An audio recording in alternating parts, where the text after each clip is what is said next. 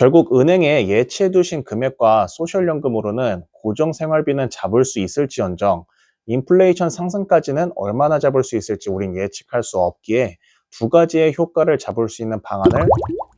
안녕하세요. 재정하는 남자 추준호입니다. 자, 오늘은 소셜연금에 관련해서 이야기를 진행해 보려고 하는데요.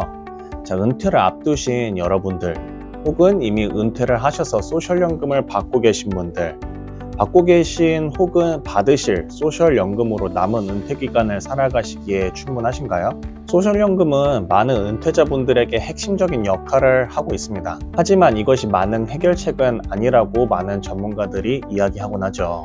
자, 최근 소셜시큐리티 통계에 따르면 은퇴 근로자의 평균 월 지급액은 1,839불이며 연간으로는 22,063불이라고 합니다. 이 금액은 기본적인 생활비를 충당하는 데 도움을 주지만 의료비, 인플레이션, 예기치 못한 비용을 고려하면 안정적인 생활을 유지하기에는 부족합니다. 또한 퇴직연금 협회 기관의 내용에 따르면 소셜연금 고갈 가능성에 대해 이미 수년간 경고해왔다라고 말을 했으며 2033년에서 2035년 사이에 신탁기금이 고갈될 경우 모든 사회보장 혜택의 약 20%에서 25%까지 감소할 가능성이 있다고 말했습니다. 이 말인 즉슨 소셜연금만으로는 주요 소득원으로 의존하는 은퇴자들에게는 재정적으로 큰 타격이 될 수 있다고 말을 했네요. 자, 또한 OECD 통계 자료에 의하면 미국은 주요 선진국 중에서 하위 4분위에 속해져 있다고 합니다. 자, 그에 대한 근거에는 미국 소셜연금이 평균 근로자 소득의 절반에 대체하는 약 40%만 대체를 하는 수준이라고 합니다. 결론적으로 말하고자 하는 내용으로는 소셜연금만으로는 앞으로 은퇴하신 분들의 삶이 충분하지 않을 수 있다라는 결론이 나오게 되죠. 혹은 만약 소셜연금 지급이 2035년 이후에 계속된다고 하더라도 소셜연금도 인플레이션에 따라 계속 올라줘서 지급해 줬지만 이에 대한 희망을 가지고 앞으로 우리가 계속 살아갈 수 있을까요? 오늘 내용을 듣고 계신 많은 분들이 소셜연금 이외에도 은행에 예치하신 금액도 있으시고 그걸 통해 살아계신 분들도 있으실 거라고 생각합니다. 결국 은행에 예치해 두신 금액과 소셜연금으로는 고정생활비는 잡을 수 있을지언정 인플레이션 상승까지는 얼마나 잡을 수 있을지 우린 예측할 수 없기에 두 가지의 효과를 잡을 수 있는 방안을 생각해 봤습니다. 첫 번째, 평생 제공받으실 수 있는 연금 흐름을 만드는 것이고요.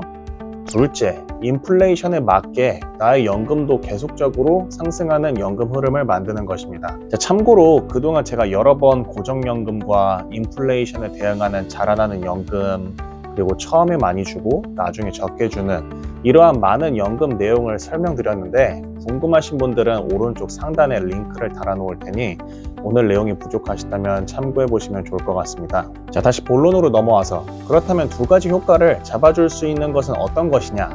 방금 전에 말했던 연금 플랜 중 하나인 자라나는 연금 플랜이 되겠습니다. 실제로 최근 문의하신 손님 중에 한 분께서 저와 소셜연금에 관해 위와 같은 내용처럼 상담을 같이 나눠보시다가 소셜연금으로는 부족하겠다라고 생각을 하셔서 손님께서 은행 자산에 있는 일부를 연금에 넣으시길 원하셨습니다.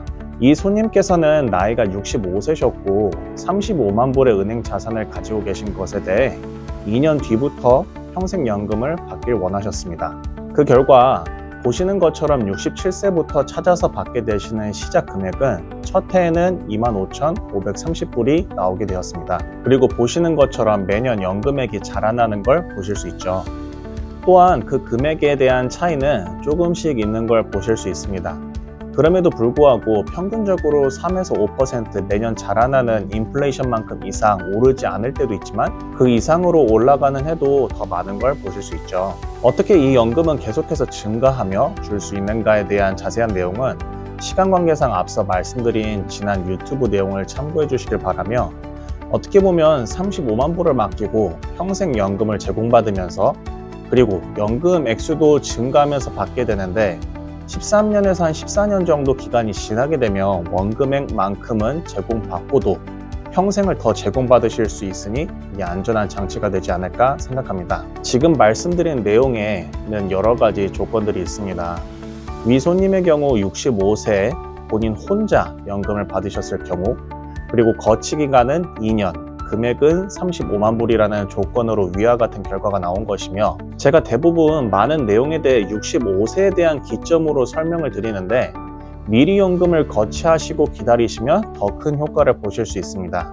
자, 두 가지 예로 말씀드려 보겠습니다. 금액은 동일하게 35만 불, 56세이신 남자분께서 9년간 거치하시고 10년 차부터 사용하신다는 조건 하에 자라나는 연금의 결과와 고정연금의 결과 두 가지를 보여드리도록 해보겠습니다. 우선 자라나는 연금 결과를 보시게 되면 56세 35만 불을 거치하셔서 10년 차에 첫 해에 수령하시게 될 금액은 4만 565불이 되시는 걸 보실 수 있겠습니다.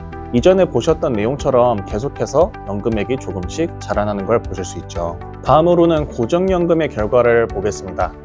고정연금 또한 56세에 35만 불을 거치하면서 9년 후인 10년 차부터 첫 해에 수령하시게 될 금액은 매년 47,576불로 평생 같은 금액을 받으시는 걸 보실 수 있습니다. 제가 고정연금에 대한 자료를 잠시 비교해보는 이유는 손님들마다 본인의 건강이나 개인 상황을 고려하여 뒤늦게까지 연금을 받는 걸 생각하시지 않는 분들도 계십니다.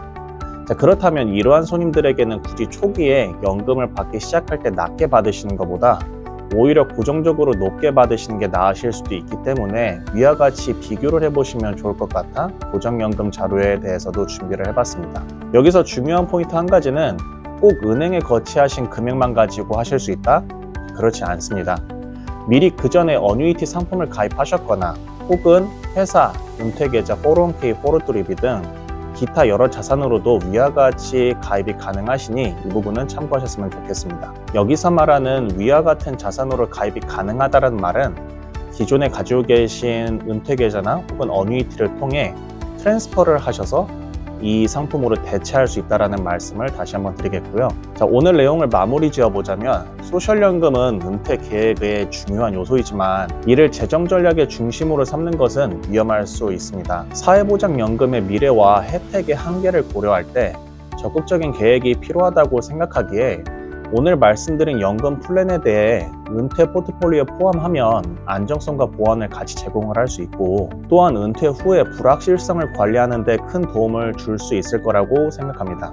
어렵다고 느껴지거나 내가 가진 자산으로 충분하지 않을 거라고 미리 걱정하시지 마시고 전문가에게 도움을 받으셔서 걱정 없이 은퇴하셔서 행복한 삶을 이루시기를 바라며 오늘도 긴 영상 시청해 주셔서 감사하고 늘 좋은 일들만 가득하시길 바랍니다.